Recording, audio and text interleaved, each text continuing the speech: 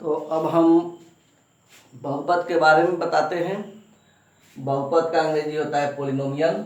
बहुपद की परिभाषा हो गया, x में बहुपद चर x का ऐसा बीजीय व्यंजक है जिसमें x के केवल अऋणात्मक पूर्णांक घात ही आरोही या अवरोही क्रम में व्यवस्थित रहते हैं।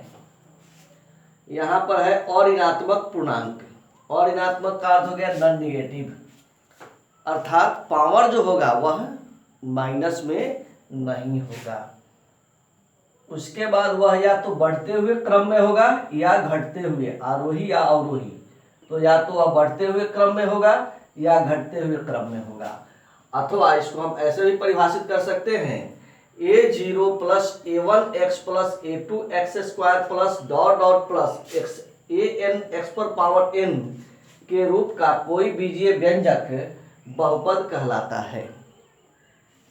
अब देखिए यहाँ पे बढ़ते हुए पावर में है, यहाँ पर कुछ नहीं तो x पर पावर 0 का है कि x पर पावर 0 1 होता है, 1 गुने a0 तो यहाँ पर x पर पावर 0 है, x पर पावर 1 है, 2 है, इसी तरह x पर पावर n है, माने यह घात के बढ़ते हुए क्रम में है। अब है बहुपद का गुणांक। तो x को अगर हम हटा देते हैं तो जो बच जाता है वो बहुपद का गुणांक हो गया। जैसे a0 a1 a2 an को बहुपद का गुणांक कहते हैं। अब चलिए बहुपद का घात डिग्री ऑफ पोलिनोमियल। तो x के उच्चतम घात माने हाईएस्ट पावर n को बहुपद का घात कहते हैं। जैसे यहाँ पर x पर पावर n है तो ये बहुपद का घात हो गया। सबसे ज्यादा पावर जो होगा वही बहुपद का घात होगा। अब चलिए जैसे इसको उदाहरण से हम समझते हैं, 2 पर पावर x 2 पर पावर 3 2 x पर power 3 plus 5x square plus 7 x में 3 घात का बहुपद है। यहाँ पर पावर चूंकि 3 है इसलिए ये त्रिघातीय बहुपद है। यहाँ पर क्या है 3y square minus 7y plus 2y में 2 घात का बहुपद है। यहाँ बहुपद का पावर कितना है 2 है, घात 2 है। x प्लस 1 बटा x यह बहुपद नहीं है क्योंकि दूसरे पद में x का घात -1 है। यहाँ दूसरा पद ये हो गया, बटा में x है इसलिए यह बहुपद नहीं है।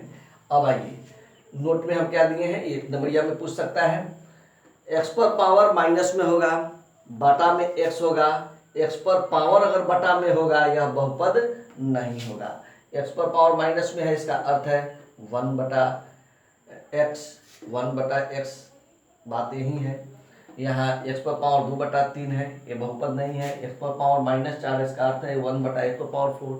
तो इस स्थिति में रहेगा तो वह बहुपद नहीं होगा। ये एक नंबरिया में पूछता है, इसको हम ध्यान से थोड़ा पढ़ेंगे। अब इसके आगे फिर हम बताएंगे।